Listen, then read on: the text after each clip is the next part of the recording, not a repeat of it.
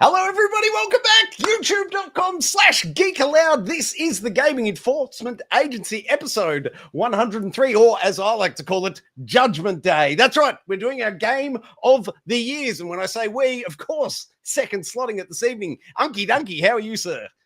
No, I'm doing very, very well. Ready to kick this Game of the Year show into action, mate. Let's do it. Woo! And third slotting it, as always, Bully, how are you, mate? Oh, I'm doing very well. Let's get ready for a rumble on the debate stage. Let's get ready to rumble. We're on you. And I can tell you this evening, we're kicking it off with our 6 games. That's right, count them 6 for games, interrogation, and deliberation. The games the three of us have been playing this week. And then we're into our Game of the Year Judgment Day style. We've got best PS5 exclusive, best Xbox exclusive, then Game of the Year. And to round it all out, we are looking forward at our number 1 picks for next year, our hottest games for next year. Without further ado, games, interrogation, and deliberation. First up this evening, you know it's got to be Indiana Jones. You're looking at footage here of the game. Over to you, Unky. Please lead, investigate away. Where's your whip and satchel? Whip's down here somewhere. Satchel left in the other room. But no, immediately with this game, I'm not sure how much you guys have played. We'll start with, I'll probably put in I'm probably hitting around the 6 or 7 hour mark now. Bully, how much have you played? Probably 3 or 4, I think. Troy? I think I've played 4, but I've got a real good excuse. I was working all week. No, that's a pretty good excuse. I mean, I hadn't played too much of it until today. I thought I'd give it more for a crack today. But you guys hit Egypt yet? You're still sort of mulling around the Vatican City. Yes. Yep, that's exactly right. Beautiful, beautiful. Now, well, first thing I have to say is Troy Baker, my God.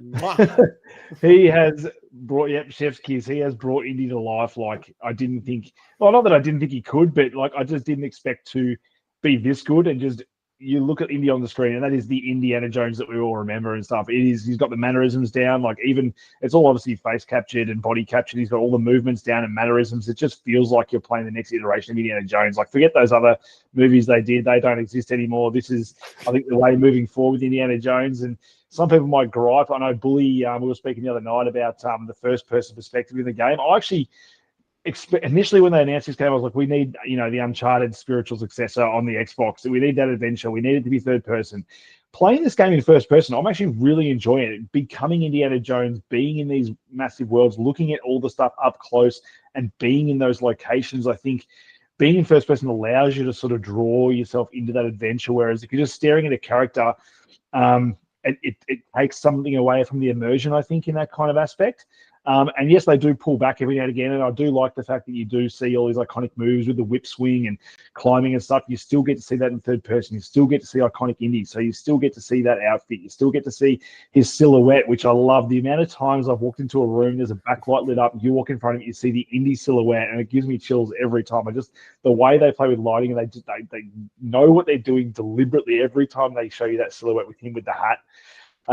Gameplay wise, I know some people have sort of said that their stealth mechanics and stuff are a little bit sort of, the enemies are a bit dumb and all that kind of stuff. Their cone of vision's either, right on point or they don't see you at all. But I don't know, I think that kind of lends into the goofiness of Indiana Jones and running around this playground as Indy. I think if you go into this game expecting it to be like Uncharted, you might be disappointed. It's, it's not an action adventure. It's more of an adventure action game. I think they put adventure first in the forefront with this game. And I think if you were just, had a gun and a rifle and you were upgrading weapons and stuff, it wouldn't be quintessential Indiana Jones. I think the way they do it, where you're picking up weapons and it's more of an immersive sim and, weapons will break pretty quickly and then you've got to pick something else up.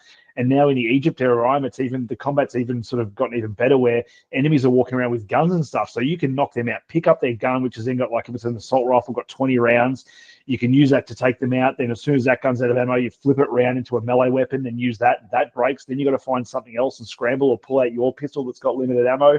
I just think, and then there's the different outfits which come with different weapons. And at the moment, I've just found an outfit that comes with a Luger now as well. Otherwise, there's the other outfits that come with like a spade or a melee weapon that you can repair if they do get damaged. So I think they found a really nice balance coming from Machine Games, who's known for Wolfenstein, and all that is shooting. That the whole game is a first-person shooter. So to show restraint like they have, I think, to make a game like this, I think speaks wonders for the way they've treated the Indiana Jones franchise. They could have easily just come in and made a shooter and done Wolfenstein with Indiana Jones, but they haven't done that. Can I jump in on that exact point?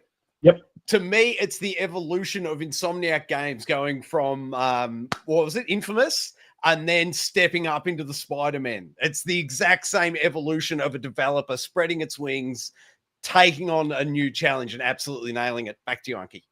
Yeah, and I think they should be applauded for that. I think, as I said, it could have been very easy just to sort of do what they've done before, but they haven't. And sticking so close to source material, sticking so close to what makes indie, I think is what makes this game so great. And to be honest, I think everyone was probably saying, it's coming out, start of December, and all the big games are finished for the year, and the reviews weren't dropping until the embargo was up, which I think the embargo actually was up on the early access date of the 6th. The game released on Game Pass, of course, on the 9th, if you're willing to wait. But on Game Pass, if you paid that extra $58 for the Australian, for the Ultimate Edition, you got that early access. And me having the weekend off and not being able to wait to play this game, being the Uncharted and adventure fan I am, I'm still waiting for the National Treasure with Nicolas Cage adaptation of a game. I'll take anything treasure hunting. So this for me is right up my alley, and I'm really enjoying, especially now, the game's sort of building.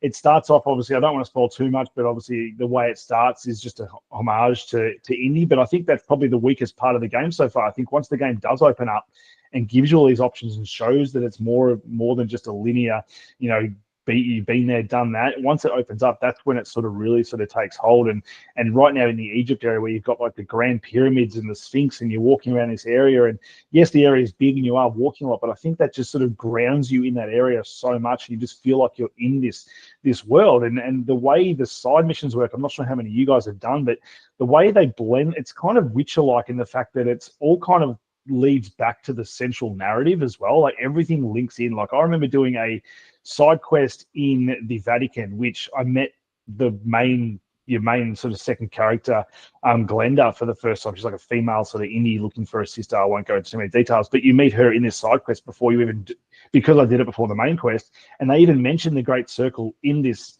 mission before you've even learnt about what the Great Circle is, and it kind of just adds a bit of foreshadowing. It is, and I think all the side quests that I've done are just they're all like that. You could be up ground 1 minute, and all of a sudden you're in an underground tomb, and it evokes a lot of, I'm not sure if I've done it yet, but very Temple of Doomish with the lava and stuff like that, and the way she helps you, and the puzzles are there, and they don't give you too much hints as well, but sometimes just enough. But it comes from the characters conversing with each other. I just think they've got that perfect synergy to build off with the movies and the way they're doing this game. And the villain, I haven't mentioned much about the villain yet, because even he's a slow burn. You don't sort of see much until sort of right now, where I'm sort of that 7-hour mark, and he is a brilliant villain. He's just essentially the villainous version of Indiana Jones. And is this the bloke from the trailer where he's buried up to his neck and he headbutts him? That is the one, and just had something happen to his nose in a bit that I just did recently, so that sort of lends even more weight to that part. But no, he's acting in I think he does 3 different languages throughout the whole game, and he's mostly been doing German. But when he sees Indie, he speaks in English, and he's obviously got this past with Indie, which we're only just starting to explore. So I just really like him as a villain. I really like all the side characters around you as well, in the Vatican, where you meet that monk, and he's got the headphones in. There's just all that. You can tell they've got a relationship and a backstory without even really having to say too much about it. And I think they build those relationships really well.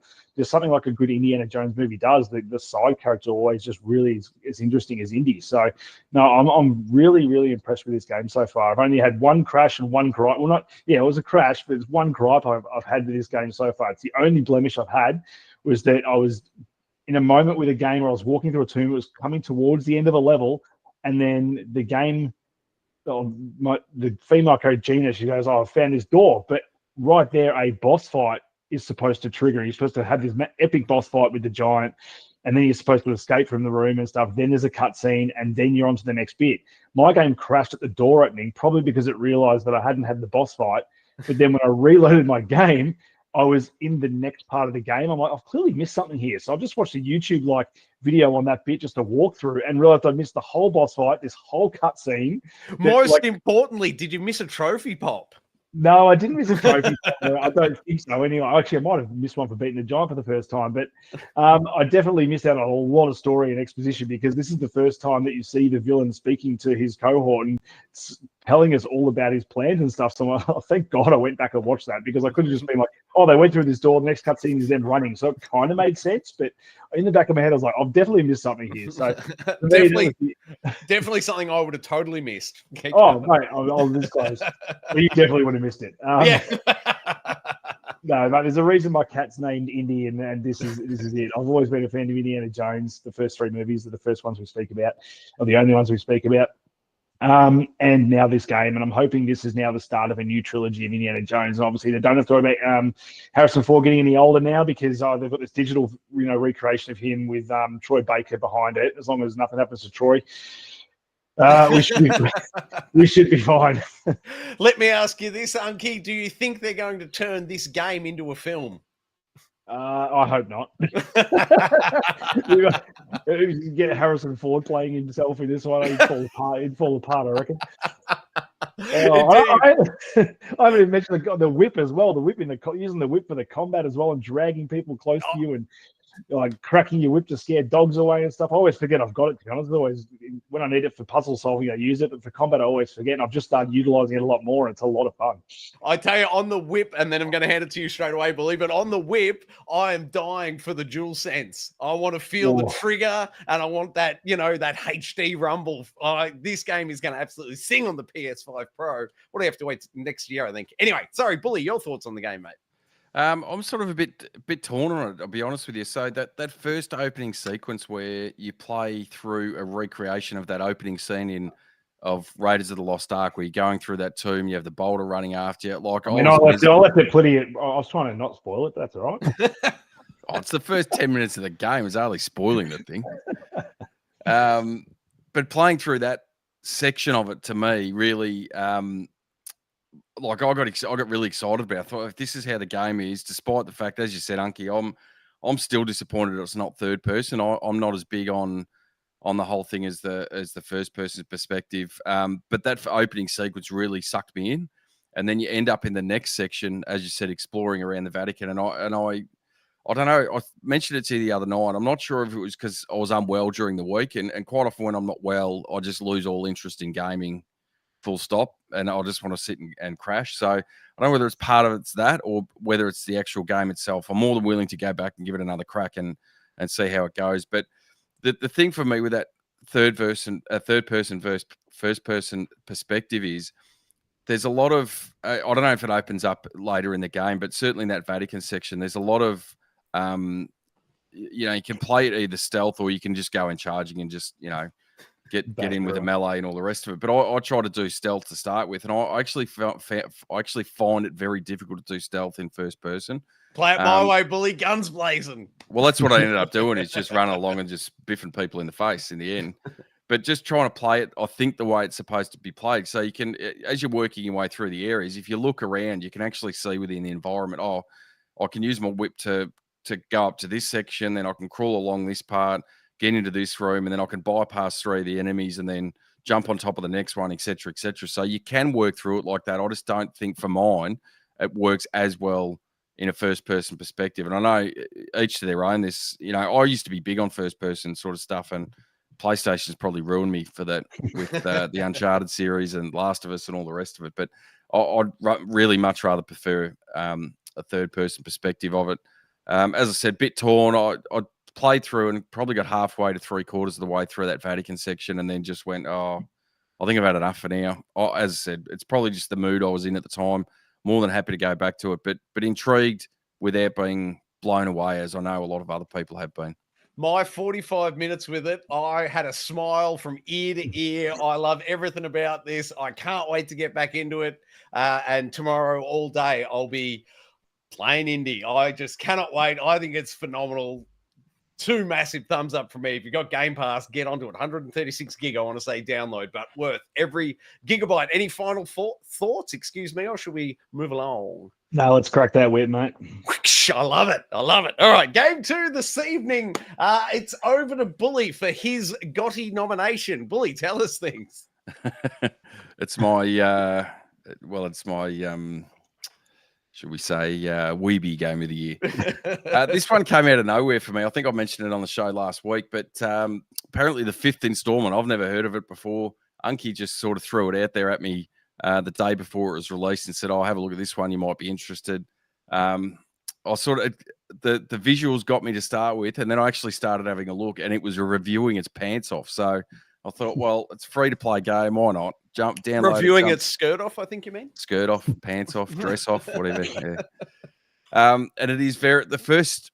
I will warn you, if you do play through it, the first hour or so is very tutorial heavy. It's very system heavy to start with. There's a lot to work through in that first hour or so.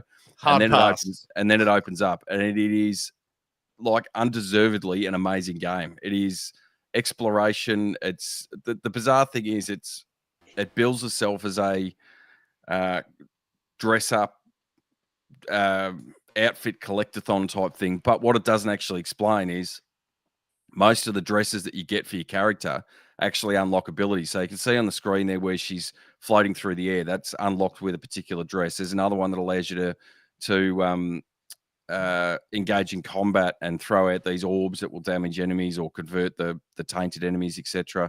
I'm reminded of Stellar Blade then a little.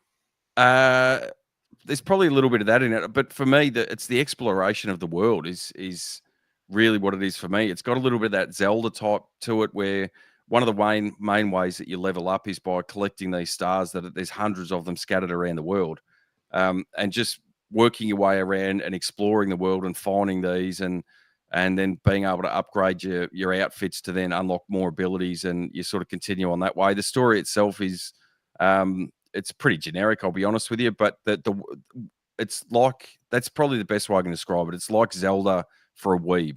It's got that whole big open world that is rife for exploring, finding little secrets, finding little dungeons and caves that you can work through. You've got quests that you get. It's got a bit of that RPG element to it as well. So it's got all this sort of stuff thrown in there.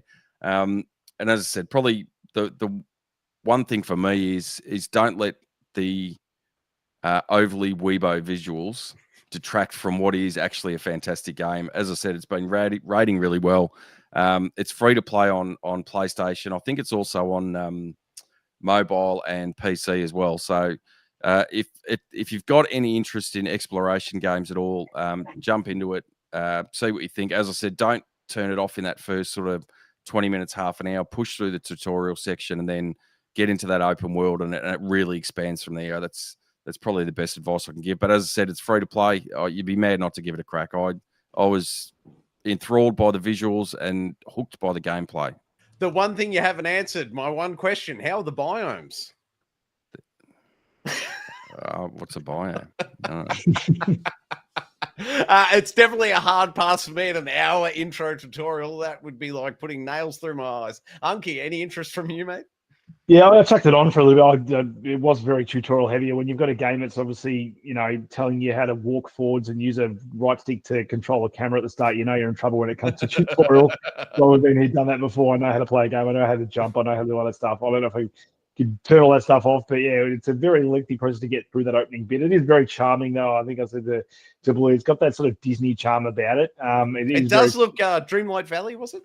Yeah, it's very pretty. It is only running at 30 frames per second, which I thought was a bit strange on a PS5 Pro. I thought you'd at least have some kind of performance mode. It's weird. You go into the settings and the only things you can change, it says camera quality mode and stuff. Or I don't even know if Bully might be able to tell us if you get a camera or if you can take screenshots in the game at some point. But that seemed to be the only settings for graphics that I could see. But no, it was quite whimsical and stuff. If there wasn't a million other games to play, I could see myself sinking a little bit of time into it. There's a lot of menus and a lot of systems going on. It is that gacha stuff, so it does want you to spend money eventually. I think it hasn't been too egregious from what I've seen at the start. They do give you a little bit to play with, but I can see people that get obsessed with this game, probably more likely younger females, if I'm being honest, or elderly males, dropping cash on this. And parents are better watch their young teenage girls if they're playing this game and they're into PS5, because I could see them actually getting mum and dad's credit card and just swiping at some of these outfits, because it's some of the best outfit design I reckon I've seen in a game. Like, they're very elaborate dresses they put on this girl. So, and I can clearly see from the footage we're watching, this is definitely not Troy's platforming skills. So this is just a trailer, guys. So don't be disillusioned if Troy starts saying, "Look at his fantastic platforming skills." Bully, final question from me. Is there cross progression? You said it's on mobile as well. Is there any chance you're going to be ducking away at some point during a family lunch upcoming and firing it up and I'm going to duck away right now. Yeah. I haven't checked whether it's crossplay. I'm not a massive mobile fan, so it's probably not something I'll look at. But I can't imagine why it wouldn't be. You have to you create an account for the game, so I assume that would be the case, that you'd be able to just jump across different platforms. Yeah, no, that sounds like 2 big thumbs up. Any final points, or should we hit game 3? Play it. All right, I had to put it as game 3 because it's Tribreaker, Lilymo's new game. It's following on from Twinbreaker, obviously, which was Arkanoid-esque Brickbreaker. The unique part of it was it just had the 2 paddles, so left stick is left paddle, right stick is right paddle. But Tribreaker, they've just gone all out and hit every genre you love from the NES and the SNES.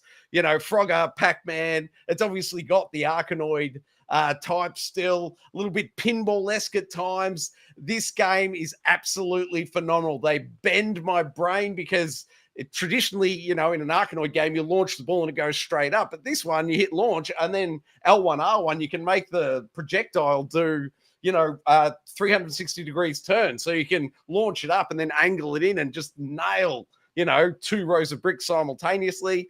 Other levels like this are more like side scrollers. Like, they've just hit so many different genres. And for, the price is, Bully, please price check me. I'm going to say it's $17. Yeah, $16.95, I believe. Yeah. So it's indie game, but value for money. I've pumped, I believe it's 3.5. I may have crossed the 4-hour mark at this point. I'm 29 levels in, and the 29th level is kicking my teeth in. I reckon the last hour of gameplay has been me trying to pass level 29. It's but now, Troy, you just call this a great indie game. Is that what you said? That is, yes. So that's the second time we're talking about a great indie game called Troy with Troy Baker. Oh no, sorry, it's Tribreaker. Sorry. I like what you did there. Oh, Bully's upset by it. And of course, it's I'm going back to Infinity, Nikki. So yeah.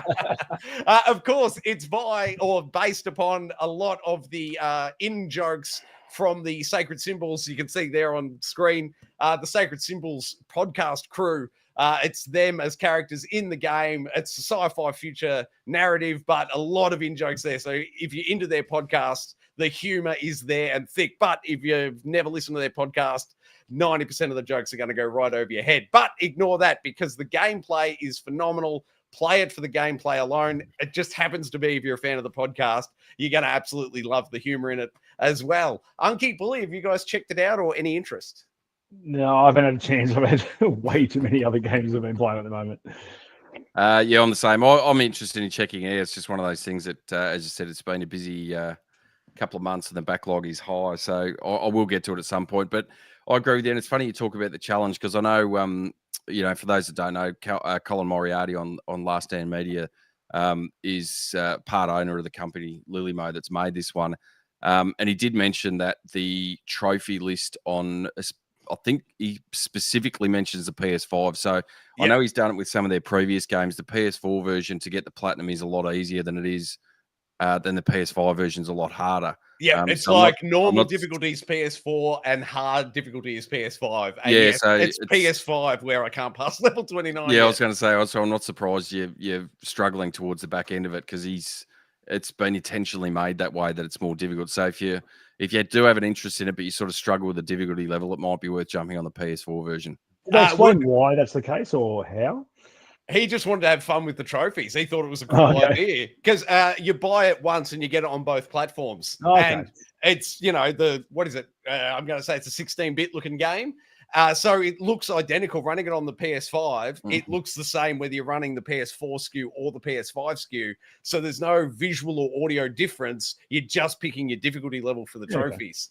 So I think the other part of it is, I'm not sure if you ever listened to his podcast, Unky, but He's forever going on about the trophy lists that are attached to games, and that's really so. What he's trying to do is make, in essence, one game with 2 trophy lists, and then just show some of the absurdity of what PlayStation allows on those trophy lists within the same game.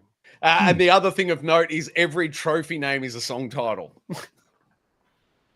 Which I just thought was a nice hook. Anyway, fantastic game. 2 big thumbs up from me. Indie game, I say go get it immediately. If you have any interest, if you grew up playing the NES or the SNES, this is you down to the ground. If you're looking for a nostalgia hit, 2 massive thumbs up from me. Unky, it's over to you for game 4. Where have we been exiled to, please?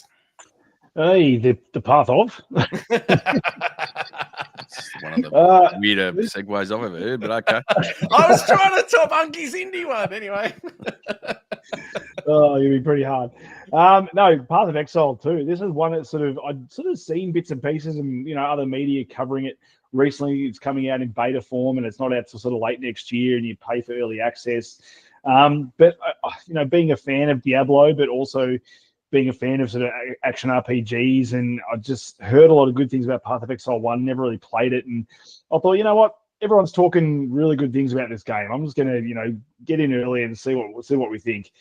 Jumped in there, named my character as I always usually do. There was no character creator in this as such, so I couldn't actually make my character look like Nathan Drake, but his name is now Nate_Draken, so it really fits the aesthetic of the game. So, and sorry, what class is Nate Draken? He is a mercenary, so I think there's 7 classes to choose from. There's like mercenary, I think there's a witch, there's warrior, there is an archer. Rogue? So there's a rogue, the archer. There's a few different ones there, but now I've gone the mercenary, so I still like my range class. I usually do stick with the ranger, but I decided to go with the mercenary this time, which is more of a shotgun based. He's got crossbows and stuff.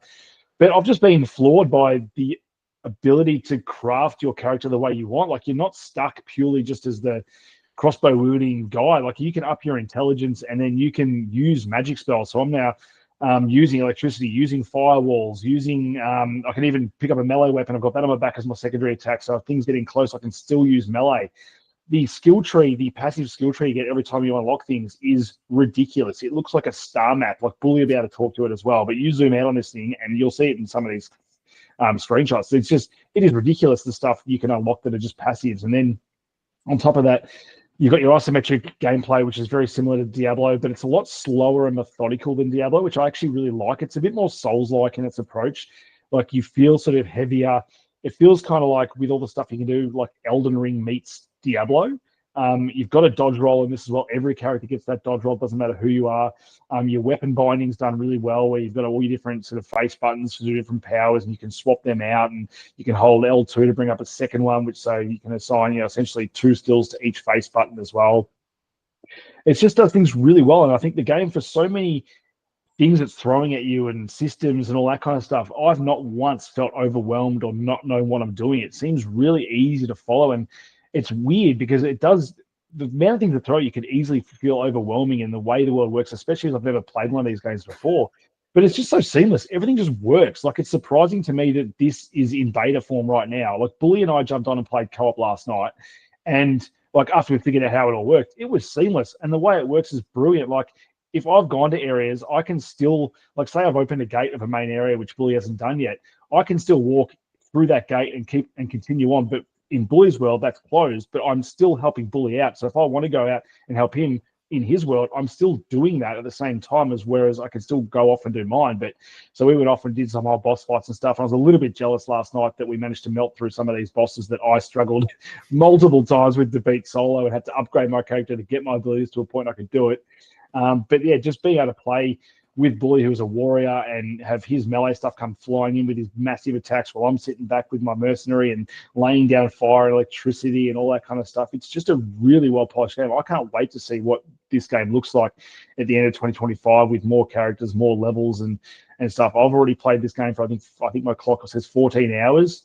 on top of all the other stuff I've been playing. So that speaks one. Actually, no, 16 hours. Sorry, that speaks wonders to how much I'm enjoying this game. I'm just always drawn back to it, wanting to level up my character, wanting to get that next ability, wanting to get myself to the next level to be able to unlock the next tier of abilities, so I can or get a new gem to upgrade my current abilities. So there's so many different things. Like you can just pick up like the drops. I think has been the main complaint with most people is they're not, you beat a boss and you're not dropping that epic thing like Diablo's throwing oranges at you and you get that instant dopamine hit. This doesn't quite have that, but I think what it does do is it gives you these weapons. It gives you like these upgrade stones you can then attach to a regular grey weapon that makes it an epic weapon that then gives it a random assortment of different abilities. And the systems it's just throwing you is just awesome. And it feels like it's just you're left to explore what you want to do and how you want to create this character. I think I found myself in Diablo just spamming buttons and just enemies that come in and there's a lot happening on the screen, but I'm not really thinking too much about what I'm doing as opposed to just laying it down, whereas this game I find myself thinking about what I want to do and thinking about the build I want to go towards. And I'm just having a lot of fun with it. And as I said, Bully and I last night playing co-op, that was a lot of fun. And I'd been having fun just playing solo up until that point. But I could see, John, I think you can play up to 4 players co-op as well. And I think the difficulty scales as well. But you can drop back into those easier parts and just absolutely melt things and you feel the power of your character. So, no, I'm having a lot of fun. Nice. Does it have trophies if it's in early access? No trophies? No trophies yet. I think they'll save that up for the final release. And I'm not sure. I'm not sure if they'll do what they did with Baldur's Gate either, because I know Baldur's Gate 3 was in early access for ages, and then when the main version of the game came out, I think they reset obviously everyone back to the start because the game was essentially different and stuff for that final version. So I'm kind of hoping they don't do that with this. I can see how it wouldn't need to, whereas Baldur's Gate more sort of story focused. This has got different elements and. When you go back into these main areas, they do sort of change where everything is. So not roguelike, but it does sort of change the area. So I could see that not being an issue, whereas Baldur's Gate is just one main area. So I'm stoked. I did not expect to like this game as much as I do because I've played a lot of isometric games hoping to like them and eventually I just fall off. And even with Diablo, I fell off that. But this just seems to have that hooks of like a Bloodborne or an Elden Ring or Dark Souls even, but just at that raised perspective. So it's definitely got its hooks in. From a narrative standpoint, are there many cutscenes or? There's a really cool cutscene at the start, but there's no cutscenes per se. Yeah, I think in between chapters there is, but you're speaking to NPCs and you're zooming, but there is full voice acting for every character. You're not just reading, and thank God, because right now the only gripe I really have is in a lot of these games that are made for PC initially, the font is fucking tiny. Like sitting back at my sofa, I'm doing these ones to try and read the bloody what's on the screen. So thankfully there is voice acting, and it is really good voice acting as well. As I said, for something this early and this polished to have all this voice acting and stuff done for the game, and just every hit just feels meaty and weighty, and the sound effects, everything about this game. If this game was out fully, this would be pushing like up in my top 5 for game of the year at the moment. Wow, how did you find it, Bully? I was pretty similar. I think one of the things that is, and you touched on a little bit there, Unky, the biggest difference between, it's quite clearly it's a Diablo type clone, but the main thing I found with Diablo 4 especially was it's just a button mashing. You've got 1 or 2 buttons with the attack. You just bang, bang, bang, bang, bang. Yeah, all right, next mob, bang, bang, bang, bang. And you sort of repeat. And there's for me, there wasn't, especially even with the bosses, there wasn't a lot of tactical nous that you had to have. It was just sort of dodge their attack, go in, dodge their attack, go in. Whereas this one, as you mentioned, Unky, like that, there's the first bot is basically like a giant sandworm that sort of pops itself up and you've got to attack its head, but it's got a specific attack pattern that you need to be out of the way for one section of it. Otherwise, it does massive damage to you. So you've got to dodge roll around it. Then you've got to work out when you're going to have your attack. As Unky mentioned, I was playing as a melee character with a warrior. So you've got to work your way around it, but then you've got different skill attributes that you can get through your leveling up that allow you. So I can place like basically it hits your hammer into the ground, and then after a second or two, it explodes up and damages the enemy. So if you can time that for when he's doing that attack from behind and give it that second or two, it does massive damage. And then, you've got other special attacks that you can sort of maneuver as well. And that was probably the biggest difference for me is it actually took some thought into how you're actually going to tackle these bosses rather than just going in. Let's just go, button mash our way through it. We'll get through it. you refill your health, and if you get low, which doesn't really happen, but in this, you've really got to pay attention to your health. You've got to pay attention to where you are and the enemy's attack pattern. So I think it really adds an extra layer to the gameplay elements as well. It's very, very Diablo heavy in terms of, especially the first couple of stages, very dark. It's very grim. You know, a lot of it's played at night, but I think from what I've seen, that opens up a lot more later on in the game. You get to different areas. You know, it becomes a lot more brighter and lighter, which you don't really ever get in Diablo. That's always the dark over, you know, it's always nighttime, or it always feels like nighttime there. There's always clouds and mist and rain and all the rest of it. Whereas, you know, I think for me, aesthetically, that's just a big difference. Moving away from that and giving you other areas to explore that really mix it up a bit. But I agree with Unky. It's really good for what it is. The only thing that sort of sticks in the back of my mind a little bit, which is mildly annoying, is that you sort of go, okay, well, it's free to play in 12 months' time. It's in early access now that you've got to pay for. What do you get out of it now that you know, other than being able to play it now, obviously, but what do you get out of it that you're not going to then get in 12 months' time for free? And it sort of, to me, makes a little bit of a mockery of the beta system or the early access system as to how that progresses, given that for mine, and Unky's mentioned it as well, it's not a half-done game. Like, it doesn't feel like a half-done game. It feels like it's incredibly polished. Yes, there's a couple of little bits here and there, but they're nothing worse than in any AAA game that we've seen released that has a day one patch, or a patch a week or two down the track. So that's where, for me, it's sort of the only gripe I have with it is not the game itself, but the way it's been released. Either release it and make it paid to play, or release it, make it free to play, and then work on what you need to work on. But it just that part of it annoys me a little bit. That's fair. That's fair commentary. I'll stick to Diablo 4 Vessel of Hatred. Thank you very much. I'm still working my way through that DLC and getting trophies along the way. Oh, the one thing I wanted to note on that is I picked it up, the DLC for Diablo 4 on Xbox, put in the disc on the PS5, bingo, bango, the DLC counts, pay for it on one platform and you get full access to it on the other platform. So just a little heads up there. You can save yourself a few dollars. Shall we move on, fellas, from Path of Exile 2? Let's do it. All right, then. I'll pick it up for Game 5 this evening, Aliens Dark Descent. Of particular note is this is a December PlayStation Plus monthly game. Install went up on the channel today. As usual, I just wanted to play for 10 minutes just to get enough footage to cover the install. Ended up playing it for an hour, finishing the whole first. They called it a tutorial mission, but it was a great hour of gameplay. If you're an XCOM fan, or what's the Gears of War one that's similar? Is it Gears of War Tactics? Gears Tactics? Yeah. If you're a fan of either of those games and you've already got PlayStation Plus, definitely download this game and check it out. It's thoroughly enjoyable, you know, isometric, tactical. You can turn... by default, it just slows down time, but you can actually flick it in the menus to be a full pause for your turn and then go back into it. But absolutely 2 big thumbs up. If you're into your XCOMs, if you're into your tactics games, this one's great. And they have absolutely nailed the Aliens universe. There's plenty of, they're not even really cutscenes. They're in-game tiny cinematics that happen. You'll just walk into a room or walk past a character and then it'll, you know, push in. There'll be a little conversation, then it whips back out and you're straight into it. So it's really seamless storytelling, but it fits the genre perfectly. Have either of you blokes checked it out yet? No, I haven't checked it out.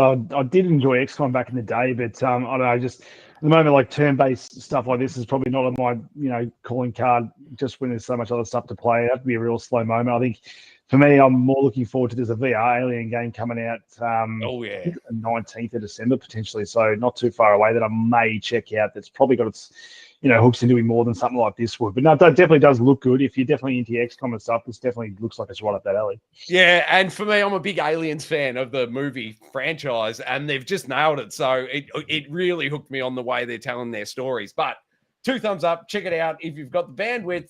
Moving on, back to you. Just before you do, just to thanks for Sean Games. You did mention it's on the PlayStation Plus list for this year. It's also on Xbox Game Pass. Oh, Sean Games coming in clutch. Thank you, sir. Great pickup. I'll might have to check it out on there as well. All right, Unky, back to you, sir, for Game 6, Warhammer Darktide. Oof, another game that's like taken a lot of time off me this week. I reckon I put in 9 days or 9 hours over 2 days, and I reckon I've just hit 14 hours in this game as well. And this has got that multiplayer co-op hooking me. Like I think at the moment, like I've sort of fallen off multiplayer Call of Duty competitive recently. I find myself sort of more leaning towards these co-op experiences more often. It's just less sweaty, and everyone's sort of there just to have fun as opposed to worrying about kill death ratios. So no, this one just absolutely goes. It's one of the best looking games I think I've seen on the Pro to date. It runs absolutely flawlessly. It's been out, I think, for a couple of years now on PC and other platforms. It might have been on Xbox as well. I definitely first tried it on the ROG Ally handheld and thought this is a really cool first-person shooter. However, the game it is being always online, I think I'd prefer to play it on a console. So when I saw that it was coming to PlayStation 5 on the 3rd of December, I was like, oh, I really want to jump into this. I had just enough to know that I enjoyed the gameplay, but wasn't ready for how much I was going to enjoy the gameplay loop and just jumping back in every time you finish a match and you upgrade your character, get new abilities, get that little unlock and just the new gun, upgrade your melee weapon. It's just brilliant. It's so violent. Like you're using these swords, just cut things in half, cut their heads off. The guns are absolutely tearing shreds off them. They feel meaty like a Warhammer game. Like you've played Space Marine this year as well, which I have to shout out that getting its PS5 Pro patch this week. My God, that game looks.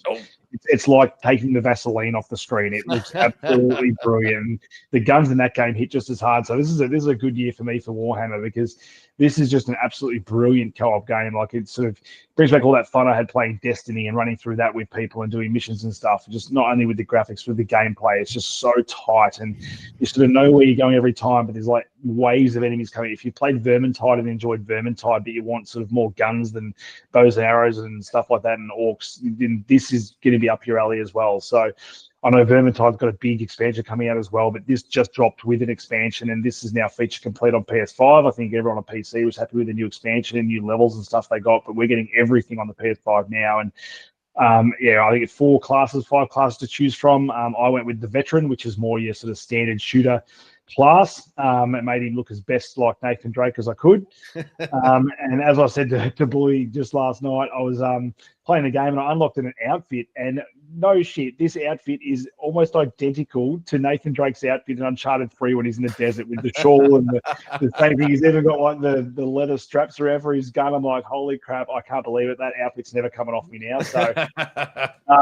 you've got your magic classes as well that you can see on the screen. You'll see them throughout, like electricity and stuff. Like that's like playing more the wizard role. You've got these big, gigantic ogre things as well, which they're great when they're in your team as well. So sometimes you can find a great team, you jump in. The queue times, if you just jump into a quick match, is almost instant. You're never waiting long to get into a game because I think it's cross-play as well across all the other things. So you've got PC and Xbox and PS5 all connecting together. So you're never waiting long at all for a game.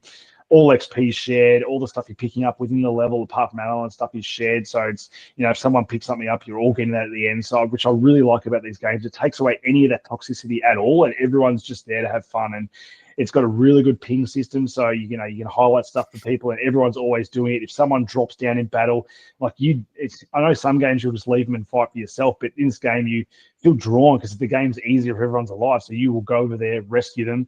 But again, it's in terms of a game that you die. If you actually do die, then no one reses you. You go to an area in the game, and they can still get a chance to res you later. So it's not like you're out of the game. You're not missing out. Like they'll try and get to you as you're chained up and take off that. And it's like it's an epic thing where you've got enemies come over or the team's trying to get to you just to get you back rescued. And then you're ready to go as soon as you come up, blasting with your special, abilities, or now I've got a power sword that I can power with electricity as well. I've unlocked all the guns. I won't go into too much detail, but the way you can upgrade your guns if you do like one and it's not the level you want, you can upgrade that gun's level and not have to worry about buying another one. There's currency that you're earning to go to the shop to do all this stuff. You're earning daily rewards and they're giving you different things to do and how many enemies you need to kill. There's just a lot of stuff there and constantly getting that dopamine hit of, one more thing, because every time you play, even just one match, you're unlocking something new. And I just really like that about this game, and just everything comes together as a nice package. This is easily one of the best shooters of the year. Wow, high praise. If I had any spare time, I'd be all over it. Some of these weapon attacks are, for some reason, giving me very Quake-esque vibes. I'm loving the look of the weapon attacks, the way they're coming off. Bully, anything from your side on this one, mate? No, I haven't played it. It does look good, though. As you said, it does have a bit of a mixture of that Quake sort of vibe or the Doom sort of vibe mixed with a almost like the zombies mode in Call of Duty. That it sort of, mashes the two together. Yeah. I love it. No, I haven't got hands on yet. Fair enough. That is it for games interrogation and deliberation, which means, gentlemen, we are now ready for round one, ding ding, of Judgment Day. We are starting off with the best PlayStation 5 exclusives. Unky, tell us which is nominee one this evening, please. That's a good question. You might need to tell me. It is Helldivers 2. Helldivers 2, of course, is number one. I mean, it's easily it was in the front running for my game of the year very early on this year. I think it came out February, Troy, if I'm not mistaken. Yeah, that sounds about right. You could even sell me on mid-Jan, but yep. It was just I'd never play. Well, sometimes never play, but I played the first game, the top-down one, and didn't play it for much at all. But hearing that game was coming out in a third-person shooter game got me a little bit excited. I think no one expected it to blow up the way it did, and I'm so glad it did because, even just playing this game solo, I was having a lot of fun, but it wasn't until you jumped in with all your mates and, you hear that dun, dun, dun, dun, dun, dun, you're dropping in. It just that music still gives me chills now. I haven't played it for a little bit. Jumped back in a few weeks back just to sort of see if it was, what was going on. It's still just as fun to play, but it was just hard because, there was no one else to play with and there was other things to do. I just wanted to see some of the updates and some of the new battle pass things you've got to unlock, and there was some cool stuff in there as well. So they've continued to do that. I'd like to see a new class come into this game, so the new whatever enemy to come in. That would be nice if they drop that maybe as a surprise at Game Awards. Well, that's been rumored all year. All year it sounded like it was 1 month away. One month away. I know. So I mean, they've done well to keep the patches coming because I know there was a bit where people fell off because they nerfed all the fun essentially out of the games by nerfing a lot of the guns and ramping up the difficulty enemies, which I think was not fun at all. I think at the start I really liked vanilla Helldivers, the difficulty we had there, and I think they're back to that now. They've bumped back up the power of some of these weapons. They've taken away some of the the charges were just ridiculous, their spawn rate and the way you just couldn't get no way to kill them at all. So the fact they've fixed all that stuff, I'd love to get a group together and jump back in playing this because this is some of the best fun I've had all year. Like it's easy to put other games ahead of it now because, recency bias and it's been so long since this game came out. But, the fact of the matter is I did my PlayStation wrap today and this was the game I played the most all year, like 116 hours or something like that. So it's to go back to those times, I just was pulled back to my PlayStation every time I had the chance. I just did not want to not play this game. And I don't know. I can't sing its praises more enough for what it did to PlayStation as an exclusive game from such a small developer. The only icing I'll throw on that cake, mate, is they nailed Terminators for the Terminids, straight into Terminator franchise film. They nailed Starship Troopers on the other side of the galaxy. So for me, from just a in-world storytelling mechanics, I was getting the vibes off the films, absolutely loved it. And there was, I think, about a solid 3-month period where I did nothing but play this game. I believe my clock's at 99 hours and I think 6 trophies left between me and the platinum. But this game got its hooks in me like nothing has for years. This game was a breath of fresh air, unexpected. I absolutely loved it. Bully, you want to sing its praises, mate? Negatory. Look, I didn't mind it. I was a little bit late to the party. I know you guys had jumped on fairly early. A little bit late. Fucking 6 months. Fairly early. But and maybe that might have changed my opinion on it. But jumping in a little bit late, like I think I got into it 3 or 4 months after it came out.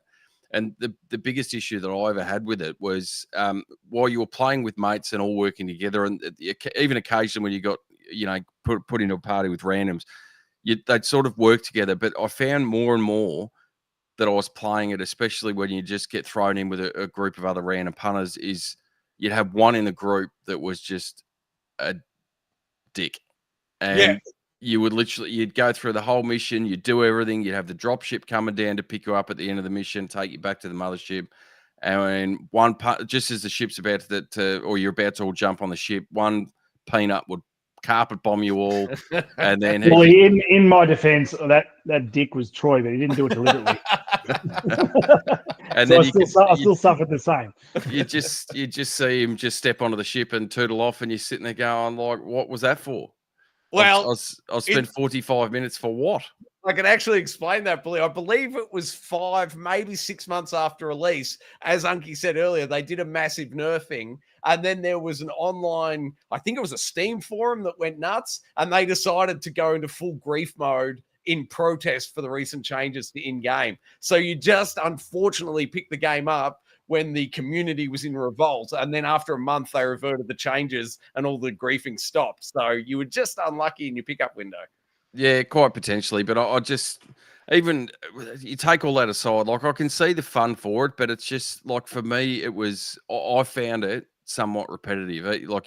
There was only a couple of different environments that you sort of work through. It might have opened up later on. I didn't, I think I probably put 15 or 20 hours into it in total. So it might have opened up into different worlds, but for me, it was either, it was just more of the same every time you played. And I get the gameplay loop to a degree, but for me, it never got the hooks in like it did with you guys.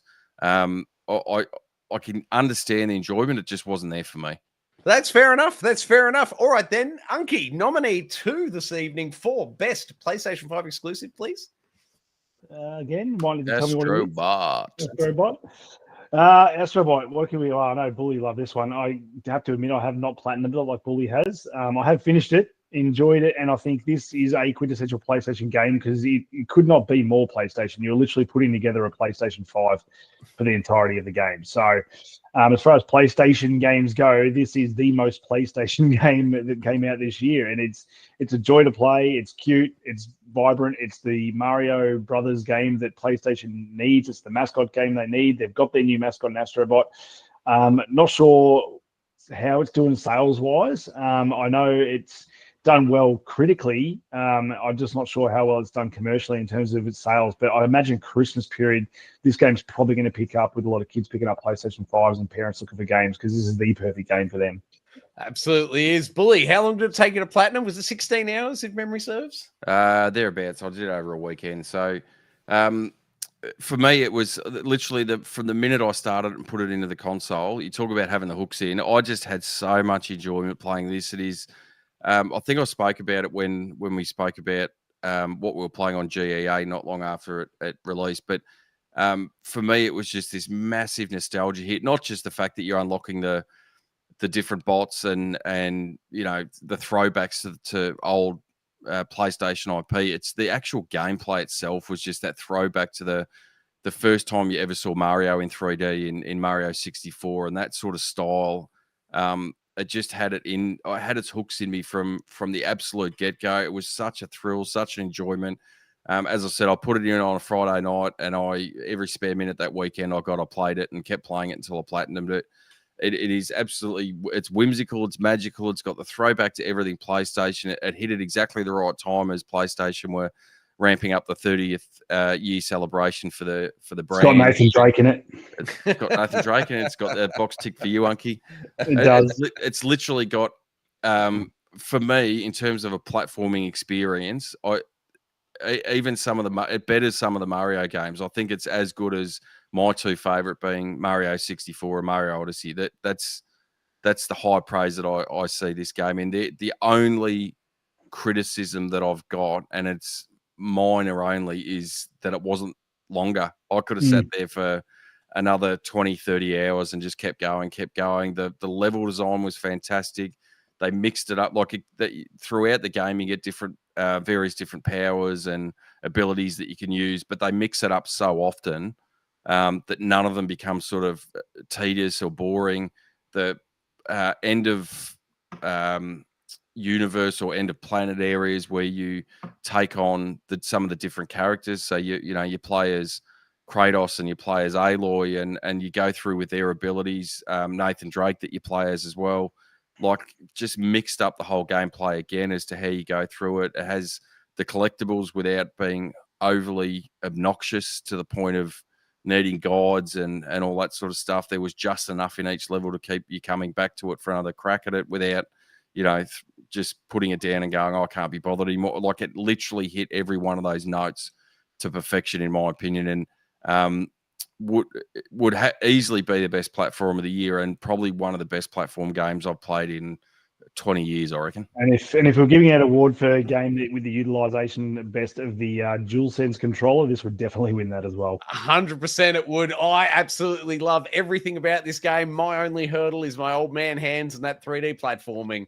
I love everything about it, but I really want to second your point there, Bully, about just it is the most PlayStation thing ever. Everything in every level reminds you of something from the 30 years of PlayStation. I absolutely love it. My only question before we move on is, has anyone gone back to it post 30th anniversary, and is there anything special in there? I believe that there's a 30th anniversary level which is releasing this week. Oh, what, like the Keatleys tomorrow? Yes, in the next day or two. Yeah. Right, so not only have they thrown out they did the speedrun challenge levels one a week for 5 weeks, I think, about a month after release. They're now releasing a 30th anniversary level or area in the next couple of days for free as well. Exciting stuff. I look forward to checking it out. One that now, Unky, I apologize, I mispast the ball previously, but this one is for you. Black Myth Wukong, nominee 3, sir. You're its biggest fan. Tell us things. Yeah, I am. I mean, I'm a sucker for a Souls and action game as well. And I think this, for me, at the moment, this is sitting pretty high in my game of the year list. I've done everything in this game that I can do apart from get the platinum. I've beaten the game a couple of times. I have beaten the secret final boss as well. I've beaten the final boss multiple times, and that's coming from a guy that, struggled to beat him even just the first time. But I just found, just like any Souls game, that reward in like the muscle memory of the control and the gameplay. And like, I just think going back now on the PS5 Pro, that was my only gripe on the PS5, was that the performance, not the best. It wasn't game breaking for me, but I think a game that looks as good as it does on Unreal 5, it was always going to struggle on PlayStation 5, and it is yet to get the Pro official update, but it definitely runs much better now going back to it. But that was not enough at all to stop my enjoyment with this game. Like, it's almost a boss rush game. Like, you're going in to fight the bosses. There are stuff in between those zones, which, you might argue is the weaker part of the game. Like, unlike Souls games, you're doing probably a bit more between your boss fights. But I really enjoyed that. And as you go sort of through the game, it expands out, your son Wukong. It's the story of a journey to the west, and it's all fantastical, and it's all the enemy designs are just out of this world, and the boss fights, I had so much fun learning their patterns and going to a boss fight and just being like, oh my god, how am I ever going to beat this guy? Like, I've always played these games and never really understood how people go, I love fighting this boss over and over again and kicking my teeth and learning its pattern until I finally beat it. I'm one of those ones that likes to play these Dark Souls or Bloodborne and, maybe call on some co-op help here and there to beat the boss and sort of do the other bits by myself. And then when, if I need to, call on a boss. But this is the first time I actually, had that feeling of learning a pattern and, overcoming a hard boss by myself, because it doesn't give you the option to do anything else. So that, I think, for me is what really stuck true. Is for me as a gamer, like, I really sort of fed off that and really enjoyed and found that satisfaction in beating those bosses. And I haven't probably had a better moment than when I beat that final boss for the first time. And then when I went back and did all the stuff I had to do you have to fight all these other secret bosses that you got to find out. And then once you do that, you get to finally fight this final guy. And he was insanely hard. And the fact that I managed to get through that and beat him, which then, once you beat that part of the boss, it goes on to one of those epic moments in the whole game. And it's kind of like, it's still a boss fight, but you can't really fail in it. It's almost like Power Rangers. You become massive and you're fighting another massive guy, and just the stuff happening on screen is just absolutely insane. I had like tingles running down me. I was like punching the I absolutely enjoyed this game more than pretty much any other game this year, just based on the fact that the skill that it required for me to do and the fact that I did it. The only other game that sort of gave me that satisfaction this year was, I should say it was this year, but the game came out last year, was Lies of P. Platinum, you guys were talking about that game on the Pro, which I'm yet to check out, but I know there's DLC coming out, I think, early next year for the Little Red Riding Hood is the rumor, Wizard of Oz. So, but no, I went back and platinum that game. So to platinum that game, you have to actually finish that game 3 times. You got to beat that final boss, which is really hard, a couple of times to do that as well. So between that and Black Myth Wukong, my fingers are very sore this year, and I can only imagine Troy's probably wouldn't even survive the maybe the 5th boss of Black Myth Wukong. But no, for me, this is definitely high tier gaming for this year. Yeah, you've absolutely nailed it, mate. I've put about an hour and a half into it, and it is the finger pain. I simply cannot play this game due to the arthritis. So I sort of need to reserve judgment on this one. I love the way it looks. I love the story it's telling, but the pain, excuse me, the pain in the fingers from players is not, the juice isn't worth the squeeze, so to speak. Bully, have you given it a crack, mate? I have not. As it turns out, the physical version is being released today, so it is in the mail. I'll hopefully have it in the next couple of days and be able to jump into it. But like the revote the game of the year. Hey, we'll reconvene next week. Yeah, we'll reconvene next week. But it does look good. I mean, from what I've read and from what you've told me about it, Unky, in the past, is that it really does land in that top tier of Soulsborne type games. So I'm really, really keen to check it out. I'm the same as you, though. For me, it'll be really hard to top Lies of P. I was the same as you. I played it a little bit last year when it came out, but really got into it this year and was going to go and do through another playthrough, but just holding out for that DLC to come before I do it. So hopefully this will fill the void for the intervening period when I do get it in the next couple of days. Well, it's funny you should say that, actually. I mean, it's weird that the parallels I can draw here.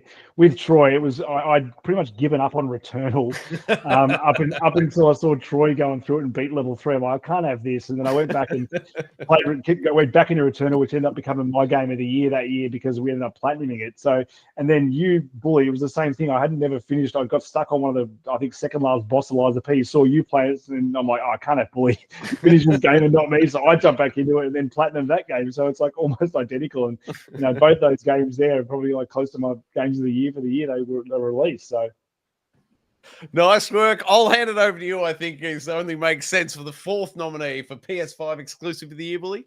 Oh, Final Fantasy Rebirth did come out earlier in the year, and it's you talk about the amount of time that you spent in a game. We shared our PlayStation wrap this afternoon, and this was far and away the most that I've put into a game this year. I think it was just a touch over 100 hours. And that's wait. Let me just jump in for 1 second. Who wants to guess mine? Most played game. Vampire Survivor. Oh, you nailed it. Sorry, keep going. But it's it's one of those games that you don't, despite it being a sequel, you don't actually have to have played. Like, it helps, but you don't actually have to have played the Final Fantasy remake that came out a couple of years ago. It gives you enough of a backstory when you're starting off to be able to play it. But everything that Final Fantasy remake did well, this just blows it out of the water. There's these massive open world areas, and it's not the whole world is open. It's you get put into this section. That's one open world that you can explore and unlock things and go and find different, side quests and different NPCs to interact with. And then once you get through that and move the story along, there's another whole open world, and it just continues on and on and on through the game. There's even sections that you sort of get halfway. You can get into that open world and you can do some of the stuff, but you have to return to it later on in the story once you've unlocked abilities and all that sort of stuff. For those that are a fan of the original Final Fantasy VII on the PlayStation, it's got the Golden Saucer, if you know what that is. That just sucked time and time out of me. Like, there's mini games galore in there.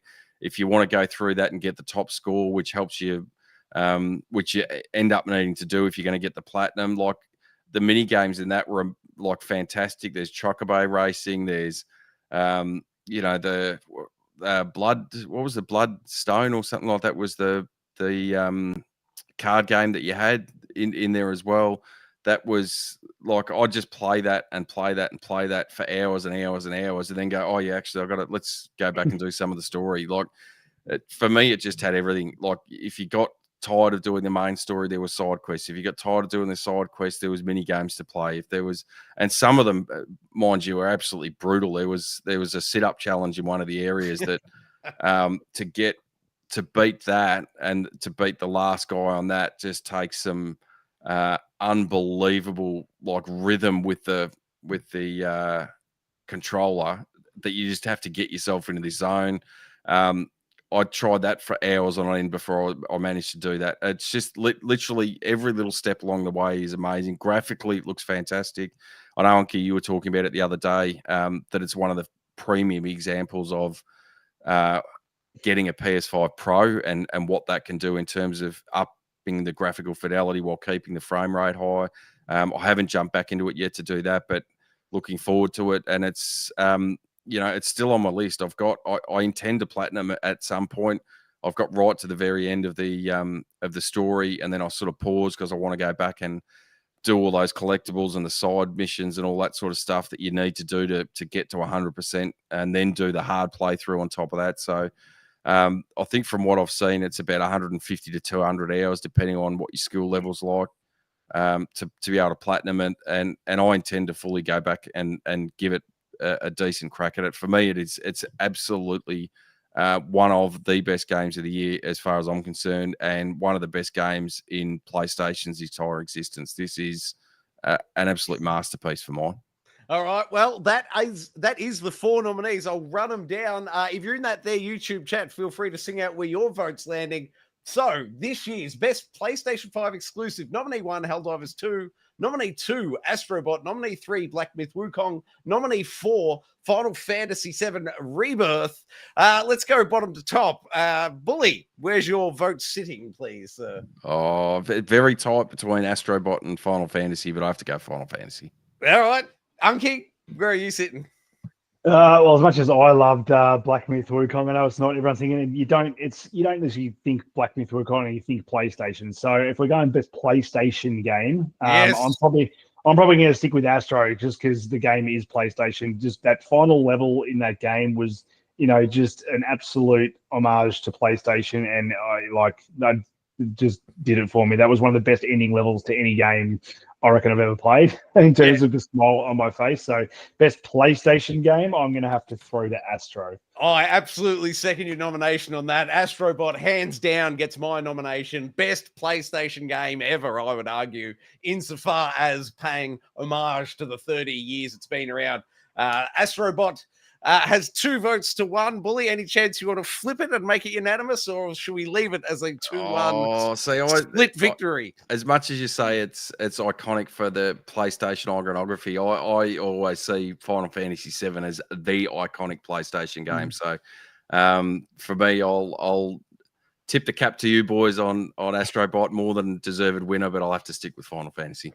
All right, then. No worries. We will call it Astrobot. A winner is you for PlayStation 5's best exclusive here on Judgment Day. That brings us on into the best Xbox exclusive for 2024. Where are we? I'm going to hand this. Oh, God, I think it was you, Bully. I'm bloody grasping. Hellblade 2.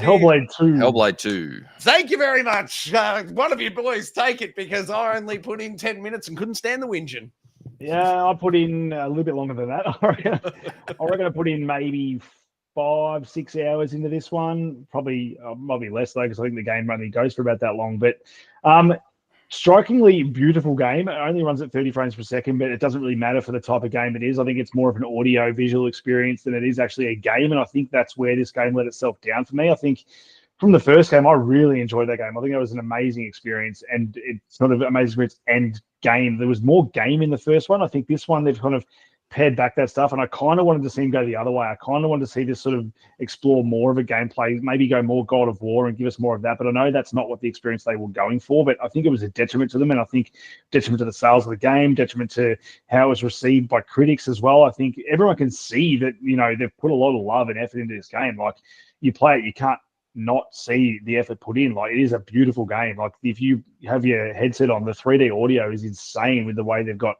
where Senua's voice coming through, the different voices, and all that stuff's really good. But I think the puzzles kind of fall flat. They're a bit confusing without being fun, I found. But yeah, that's all I can really say about it. Is I think it fell flat, and for something that was on Game Pass, supposed to be the big first killer app for Xbox on Game Pass this year, I just think it just didn't do what they wanted it to do, and it's a bit of a shame, because I think it could have, if they'd done sort of something else with it, and maybe sort of looked outside the box of what they wanted to do, as opposed to what people actually want to play. Most people, when they want to play a game, want to play a game. They don't want to watch a movie and occasionally touch the sticks. So no, that's probably my thoughts on it. Yeah, I'm right there with Yankee. Bully, did you put much time into Hellblade 2? No, I didn't, because I being on the trophy hunt that I was on, I actually got a physical copy of the original Hellblade on PlayStation. I've been working my way through the platinum on that one. So, although I think the annoying part, I think, is that it's only, I know it's an Xbox developed game, which I don't think it's going to end up on PlayStation in the end. So once I do finish, if it never ends up coming out, I think I might have to end up jumping on the Xbox version just to see the remainder of the story. But I agree with Yankee. I don't think it was, probably from what I've seen, the lack of gameplay and the shortness of the game is overly detrimental to the experience, in my opinion, and it's probably cost them being able to make a third game. I know the first one was really well received in terms of the visuals and the iconography, especially when you're talking about the audio aspect of it as it relates to the mental health journey of the protagonist and that sort of stuff. And I think they've lent far too heavily into that for the sequel, as opposed to what makes a game is, you know, if you're going to go down that route, you may as well just make it a movie and throw some headphones on and listen to the noise while you're watching the movie. That's probably a better way to go. But if you're going to make a game, you've got to make a game. There's got to be some decent gameplay that goes with it. And so they might be wondering why this is on the top Xbox game list, because we're doing Xbox exclusives, and this is one of the only 4 exclusives I think that came out all year. So we know Xbox, they're coming. Next year's the year. It's always next year, but next year is looking much better this year. So hopefully by the end of next year, we've got a few more Xbox games to chuck on the best Xbox games list. Sorry, guys. I've just had my phone explode on me. Game 2, please. Game 2 is Stalker 2. So this one, I'd sort of been keeping a little bit of an eye on, being a fan of first-person shooters and Fallout and all that kind of stuff. I know you guys spoke about it a couple of weeks ago when I wasn't on the show, which is a shame because I reckon I've put in the most hours out of everyone on this game, and I am absolutely in love with it. I was very low on it right at the start, where maybe I wasn't the show. I can't remember anymore. Time's a flat circle. So I started off the game at the start and I was like, a little bit janky. It's, a bit slow. It's just sending me on fetch quests and stuff. But after you get through that initial part, which I think most games should probably lead with the good bits and not start off so slow, because, you almost get people to turn off their game, and that's not what you want. But no, I did push through because I'd seen some good things, and they've released a lot of patches now since the game's been out, and the game's running a hell of a lot better than it was in that first state. And this game is just, the atmosphere is thick as, like, getting in this game, you just feel in the world because you are walking everywhere. There's no fast travel, although, I mean, there kind of is. Once you meet certain characters, you can pay money to take you between main towns, which is kind of cool. But, I mean, I think I find the joy in going from A to B because there is all this stuff to find and see, and it is an adventure game. You are sort of, what's in this hut over here, and you go over there, or you might get attacked by an enemy, and, it's that slow grind. It does kind of feel like a survival game, but because you're slowly getting better guns, you're slowly unlocking better, ammunition and stuff for those guns as well. And once you realize that, every gun that's dropped on enemy, you can take the ammo out of that gun, that becomes your ammo as well. There's just all this stuff there in that game that I think just builds upon itself the more you play it. There's like the supernatural stuff with the abilities you can kind of get yourself by hunting down these orbs. The characters are really good. I think they're well written. Apparently, if you play it in the native tongue, I think it's Russian, then it's as good as it is English. I mean, I'm always going to play the English voiceovers, but I've been really happy with the English voiceovers anyway. But just the story and the intrigue in this game and the stuff it's getting you doing, the sound effects are really good from the guns as well. It feels really meaty to fire off a gunshot. And once you sort of start building that character, you do get that power fantasy where you do go from feeling like vulnerable in this world to starting to feel like you're taking over. And then it might ebb and flow, and something changes, and you drop down a bit, and all of a sudden you do feel like you're being hunted, and then you work your way up again. I just think I've found the fun in that, and it's giving me all the Fallout vibes that we haven't had for a while with the new Fallout. So no, I'm absolutely loving this game, and this is one of the reasons I've been turning my Xbox on over the last month. Fair enough, man. I fired it up after it first came out. You were on the show. You sung its praises. I turned it on that night and just turned it off, deleted it immediately. A week later, I went back and reinstalled it after, I believe, 2 patches, and that really made it a lot better. So I hear where you're coming from, but the flood of games at the minute and my lack of time, I haven't had a chance to go back with it. I hear what you're saying, and I can appreciate the appeal, though. Unky, Bully, any points from you on Stalker 2? No, I haven't got much for you. I still haven't gone hands on with it. It's it's going to be a recurring theme through this is the trophy hunting sucks me to one platform, and despite the fact that I've been paying for Game Pass for the last 12 months, I really haven't got much value out of it, to be honest. That's what sucks. I would love to see this game on the Pro. I reckon it would sing. Oh, yeah, absolutely. All right, let's whip on into nominee 3, Unky. It's over Nominee to you, number son. 3. We're back to indie. We spoke about it earlier at the start of the show. This is, I think, Xbox's killer app. I think this is the start of the domino starting to fall. This is what everyone's got Game Pass for. This is what Xbox has been talking about having their exclusive to their console, although this is now coming to PlayStation anyway, which is a bit weird. But if I like the game by the end of it as much as I do, I will probably pick this up again and play it through for trophies on the PlayStation 5. And so far, if it's at where I'm at now with it, that is most likely going to happen anyway. But no, this is definitely Xbox's killer app this year. Easily by far, before we even get to game number 4, this is probably my favorite game without even finishing it for this year on Xbox. And I think it's the crowning jewel for Xbox for 2024. Indeed, they finally stuck the landing on one. Tip of the cap. Bully, any additional points on nominee 3 here, or shall we do the big reveal of nominee 4? No, other than what we've already discussed at the top of the show. Yeah, all fair, good. mate. Fair. All right, nominee 4, Flight Sim 24, massive install. I installed it only to find out that I've got the flight stick, as you know, but it's for the PlayStation. And what was it? I think it was April this year. Xbox, nerfed the Xbox Series X and S to not accept the USB dongles to allow me to use my PlayStation controls on the Xbox. So I was devastated. I downloaded Flight Simulator, but had no flight stick to play it with. So no thanks, hard pass. Just because of their firmware update, and they did it for money, and I'm not impressed at all with that move. Unky, have you gone wings on?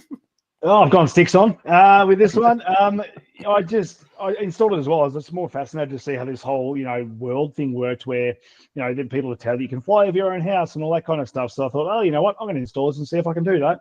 So install it, and you can literally pick anywhere on the world and zoom in onto it, and you can literally just spawn an airplane right there. And I zoomed in over the top of my house and started flying over, Chatston Shopping Centre as well, and flew over my house. Couldn't really see my house because it was, I don't know how the satellite works, but it looked like it was before my house was built here. And it was, I've seen photos of your house. I'd be surprised if you couldn't see it from outer space. The Yankee Palace. No, it's really impressive though, the tech they got. Like I flew in over the MCG and through Melbourne City, and it was really well done. And I know now you can land on the ground and you walk around on foot as well if you really want to do that. But just picked. My son was with me and I go, Dad, can you fly over Japan and see if we can find Universal Studios where we went to last year? So did that, found it on the map where it zoom right in there, fly over Universal Studios. Like the tech in there is really cool. I can only imagine what this thing looks like on a high-end PC running way more than an Xbox. But because I think this thing's only running at 30 frames per second, which you would have to, given the amount of data going through there when you're flying. But I did one of the small missions where you fly as a fighter jet through the mountains, very reminiscent of Top Gun. That was kind of fun as well. So I can see for people who are air enthusiasts, and I definitely am one of those ever since I saw Top Gun the first time when I was a wee child, really sucking, I was just sucking down this game. It's almost as close as Bully's getting to that mic. No, bring it back to the OnlyFans again from a few weeks. No, I can see this game. I can see how good this game is. This is a killer app for Xbox and Microsoft. I think it's a very good product if you're into this type of thing. As I said, I've only picked it up once, but I can see how good it is. It's just another, bow or string in their bow just attached to Microsoft. And I think this is one of those ones they can just build on as well. And it's only going to get better and better as they add more things to it and do more collaborations. I know they did a June collaboration earlier in this year as well. You could fly the helicopter things from June and all that kind of stuff. And, I don't know if in the past they've done Halo stuff, I think, as well, if my memory serves me correctly, where you can fly the Pelican and stuff in it. So if they bring all that kind of stuff into it and bring Xbox franchise into it, I can see a lot of people drawing themselves to this. But yeah, as I said, massive install and a little bit of fun. Yeah, I want to see this on PlayStation, the PSVR 2 headset there, and my flight stick will be working. It'd be a dream come true, but it isn't for me currently. I think, is it unanimous consent? Xbox's best exclusive this year, Indiana Jones? Yeah, got to go indie. I think given the lack of Xbox exposure I've had this year, I'll defer my vote over to Sean Games, who did jump into the chat and tell me that he has already finished through Indiana Jones. He's completed the game 100% Woo! the way through, and it is his game of the year. So I'll defer to him and give my vote for the Xbox game of the year. Hashtag Real Gamer Sean Games. Top work, mate. All right, guys. This brings us on to the third and final category. It is, of course, Game of the Year. Game nominee 1, Bully. You've already told us a fair bit of detail. Was there anything specifically about Final Fantasy VII Rebirth that makes it GOTY contender? Oh, for me, it's the whole package, and I sort of explained a little bit of it before. But it's graphically, it's amazing. The world is amazing. The story is amazing. The music that goes with it is amazing. Like, it's just a total package for me. It's got a little bit of everything. If you just want to play through the story and belt your way through that, have at it. The combat systems are fantastic. It's just literally everything I want in a game is in this game. All the side parts to it are keep you occupied, and I couldn't get enough of it. Fair enough. Nominee 2, I'm going to hand it to you, Unky. Astrobot. Astrobot, it's got to be on the list, doesn't it? One Yeah. of the best, if not the best platformer, easily the best platformer PlayStation's ever done. But the fact the PlayStation platformer can even go close to competing with, if not being better than a Mario game, remains to be seen what Switch 2 can do with the new Mario. But at the moment, this is the crowning jewel of platforming games currently that we have. Definitely. Fantastic game. Top stuff. I have no additional points from what I've said earlier. Absolutely play this game if you got a PS5. That's the final point. Nominee 3 for Game of the Year is Helldivers 2. My simple, straightforward pitch for this. No game has sucked the entire gaming sphere in the way this game did for 3 months this year. I know, Bully, you've got high praise and you've dropped a lot of hours into Final Fantasy VII, but it's single player. It wasn't a big community success. It wasn't a massive sales success. And it was a remake of a game from, 20 years earlier? Oh, but what a remake. Yeah, but give me Helldivers 2. Give me new. Yeah, it's just a remake back to the old. It's just a remake of Starship Troopers. What do you want? No, come on. This game brought a community together like I haven't seen since maybe the original. And what we have to say, Troy, is PlayStation touting this live service game. This and all live service games. This is the only one really that stuck and did the thing. Obviously Concord. Concord. That's what I mean. Concord, had all the money thrown at it and still couldn't do it. A little indie game like Helldivers on PlayStation absolutely, took over the world when it was out. And that's probably why I think Bully's a little bit down, because he wasn't there when it took over the world. And I think being in that zeitgeist obviously had something to do with it. Yeah. I think it not only is it a good game, it was just what it was like to play that game in that moment this year, I think that's why I had such a good time with this. That's one of those gaming memories that I'll hold on to for 10 years. I'll be able to talk about the zeitgeist around Helldivers 2 for 10 years, remembering it like it was yesterday. It's as fresh in my mind as, Metal Gear Solid 5 when you first did what did they call that? The bloody lift. The first time you grabbed a bloke and set the parachute on him and he went off. It's just one of those things you haven't seen in games before and it sticks with you.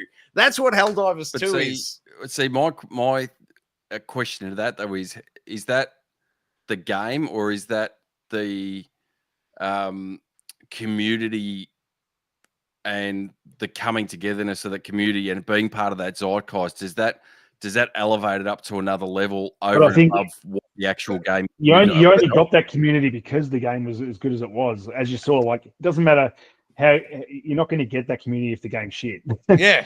100%. And I think because of what the game was, and everyone joined it, everyone was talking about it with their friends. People that at my work that had never even thought of playing this game or playing a multiplayer game were downloading this game and jumping on with me. I'd never even seen that happen before. And it was easy to sell the game because I could just glow about it to them.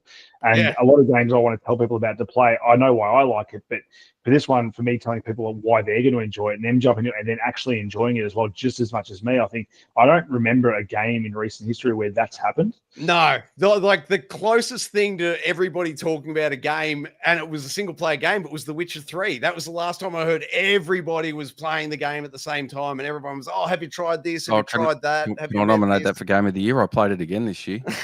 Only if I can nominate Vampire Survivors. Version. Can I go Witcher again? Yes. All right. Vampire Survivors. Joe's finished. If we can vote bloody Elden Ring DLC for Game of the Year, why not? Piss off. Oh, this is not the Game Awards. Come on. Our votes aren't for sale. Sorry. All right, then. Nominee 4, good luck. I'll hand it over to you, should I, Billy? Yeah, so one that for me, I suppose it shouldn't really have come out of the blue, but it did. Metaphor Re Fantasio. You know, I've been a massive fan of Persona for a while. This just takes it. It's funny you mentioned Elden Ring because for me, this is the next step above Persona is the same as what a Dark Souls or a Bloodborne is to Elden Ring. It expands on everything. It provides. It doesn't give you an open world, but it certainly expands the area that you can explore and the different towns and the areas you can explore. The dungeons. There's a multitude of different dungeons that you can work through. It's still got the basic core mechanics of a Persona game in terms of your relationship with other players and how you go about improving that and the rewards you get for spending your time, you know, engaging with other characters in that sort of way. It doesn't have the personas, but it does have a similar sort of system with the archetypes that you can have different combat skills and different ways of playing the game in the turn-based combat. And it doesn't restrict you, and a little bit sort of like what we're talking about with Path of Exile. It doesn't really restrict you if you choose a certain archetype that might be use ranged weapons as you can still inherit skills from some of your other ones that you like using or that might benefit you in combat. So it's got all of that in it as well. I think the story is incredibly immersive in terms of if you just take it on the base story itself, it's a really good story. But if you stop and reflect on the actual story itself and how it's trying to make commentary about the actual real world that we all live in, and like it's a metaphor. It's not. Yeah, almost like it is a metaphor. It's almost like it's a fantasy metaphor. But drawing those parallels. If you take that step back from just the base level of storytelling and put a bit of thought into what it's trying to convey, it elevates the story and the experience to another level, in my opinion. You talk about, experiences, and it's funny because Persona 3 Remake came out at the start of the year, and I really bashed my way through that and platinumed it. Within a couple of weeks of it coming out. With this, though, I've really wanted to take my time, so I go and play maybe 5 or 6 hours a week, and then put it down, and then I'll come back to it the next week. Not because I'm not enjoying it, but purely because I want that experience to last as long as it can without having to sort of rush through the story, put your 40 or 50 hours into just bashing through the main story. There's so much side stuff that you can work through that you can easily make it last 100 hours. And I want to, have that last as long as it can. It's one of those games that I don't think once you've gone through it and played through it and experienced the story, it's probably unlikely that you're ever really going to go back to it and draw the same experience from it that you did the first time. So I really want to, just draw that out as long as I can. I'll just say, I'll second that to you, Bully, as well. I'm the same. Haven't gone through massive sessions with it, but every time you go back to that is a top tier 10 out of 10 experience. Every time I jump on that just for that 2-3 hours, it is incredible. There's not one bit of fat on it that's not, as I said, no fat on it. Everything's perfect. Every time you're in there, the characters, the story, the graphics, the sound, the music, everything about this game is top tier. I like it, but I'm not hearing anything that's as revolutionary and groundbreaking as Helldivers 2. That is exactly where my vote's sitting. Unky, any chance you'll back me? I think I'll get excommunicado from Geek Aloud if I don't. But no, I mean, I can't not go. I said I was Black Myth Wukong. If I had to say single player campaign gameplay for me, that's probably close to my game of the year. But in terms of the zeitgeist, and this year I've stuck to Helldivers pretty much all year as my game of the year. It'd be rude to sort of turn around now and say it's not. So I'll go with 100. With 116 hours played this year as my number one game played, it'd be rude of me to say no, but I mean, my second close one, if I had to give a nod to an RPG, I'd probably give it to Metaphor over Rebirth, though. Bully, where's your vote? Oh, it's not with Eldars, I'll tell you that right now. So I understand that, but it sounds you can like excommunicate me. You can throw me over the castle walls. No, and throw the hot not at oil on all, me. mate. Not at all. But it sounds like you're split between Final Fantasy I and really am Metaphor. split between the two of them. And it's, Final Fantasy for the first 6 months of the year really, had a hold on me, and then moved on to, Metaphor when that came out, and that really got a hold on me. And it's like, it is really, they're similar games to some degree, but they're exponentially different games for various reasons. And I find it really hard to split the two. Pick your favorite child. Metaphor. All right, there it is. 2-1 split win, split decision, if you will. Helldivers 2, you get Game of the Year in a real competition where money wasn't being paid off to anybody on the panel. All right, guys, I'm starting to get a few warning lights going off on this side. So it's time for the honorable mentions. Unky Dunky, give it to us, please, in rapid fire before the studio. Nice and quick. These are at least my honorable mentions this year. We've got Balatro, Dragon's Dogma 2, amazing game. Vampire Survivors doesn't count. Stellar Blade, again, way better than it had any right to be when it came out. Silent Hill 2, an absolutely fantastic remake this year. One of the best games out this year. Batman Arkham Shadows on VR, easily the best VR experience I've had ever, and definitely this year. And Space Marine 2, which we mentioned earlier, especially with its PS5 Pro update, that is 360 gaming back at its best in the current age. And just to quickly double back to your top one there, Balatro, it sucked me in big time in the last 2 weeks back. I absolutely love that indie game. It's cheap. It's awesome. If you haven't checked it out, Bully, you're a big fan as well. Any particular honorable mentions from you, sir, before we kick on to the most wanted? No, I'd second Balatro. I think when we did the wrap, that was quite clearly the second highest game or second amount of hours I'd put in. I think I'm up to almost 80 or 85 at the moment. And thanks to you, Bully. I got it on PS5 now. I've also got it on my phone. So it's awesome. Alert. It's awesome. Yeah. All right, guys, this brings us to next year's new release. And to ensure there's no arguments, this one isn't a debate. We're just going to go bottom to top. So starting with you, Bully. Tell us, mate, what is your most anticipated game for 2025, please? My most anticipated game, and it's for probably a couple of reasons, but Fable 4 I've thrown up there on the Xbox. So the original couple of Fable games were amazing, in my opinion. They really, for me, highlighted what Xbox could put forward in terms of a role-playing game, but doing it a little bit differently from what a lot of others were doing it at the time, which were almost trying to copy older, computer role-playing games, or trying to mimic Final Fantasy or that sort of thing. Whereas Fable came out and it was a bit of tongue-in-cheek. It had the story to it, but it was always taking the mick out of itself. And,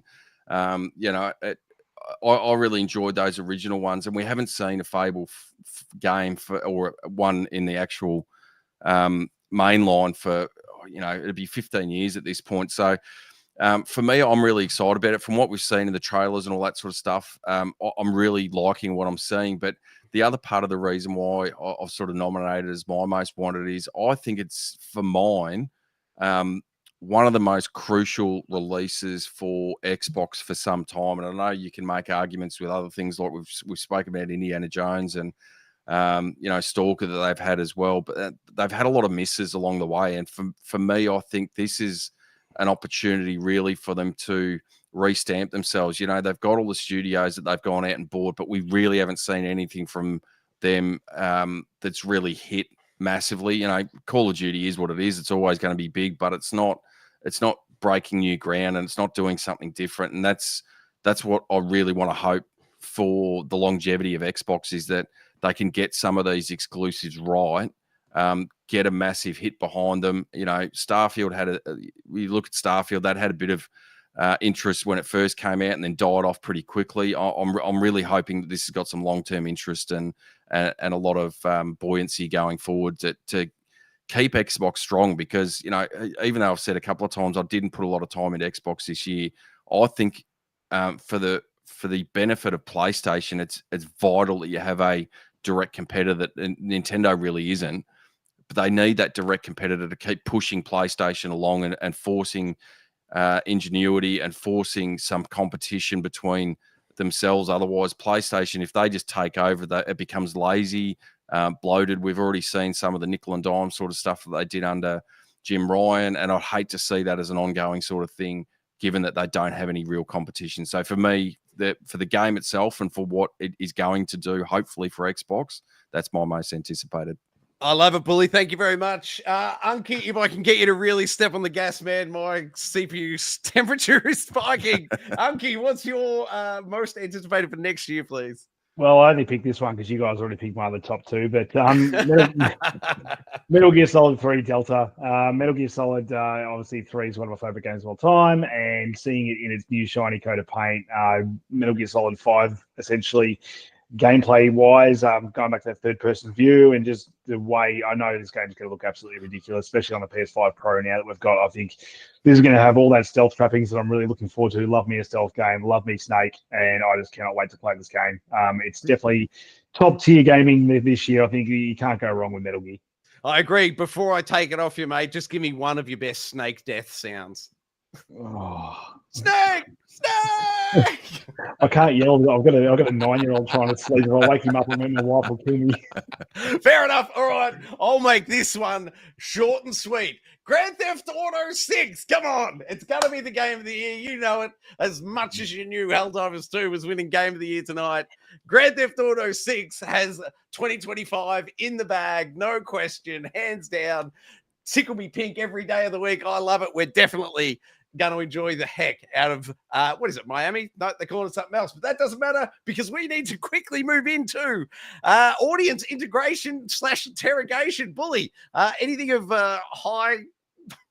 anything as high as the temperature of my CPU right now? No, other than the enjoyment for you and Helldivers. That's the only thing that's getting us high. But the chat, we did add a couple of new ones that I haven't seen in there. Dion, welcome to the party. Scary Berry, which I've seen in the past a couple of times. So thanks for jumping back. I did mention that Sean Games had run through and finished Indiana Jones already. So that was his game of the year. And a special shout out to Tigaro, who has been a channel member now for 12 months. So thanks for the support and sticking with us.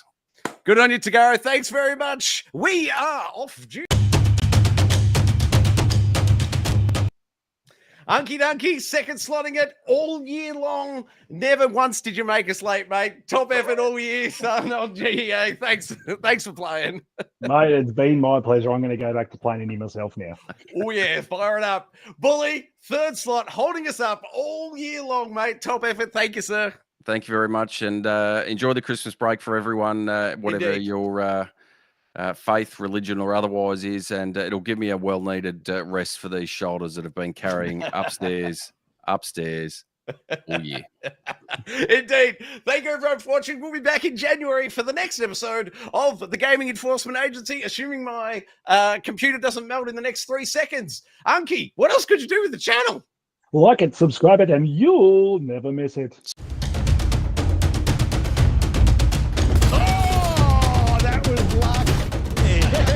That's something.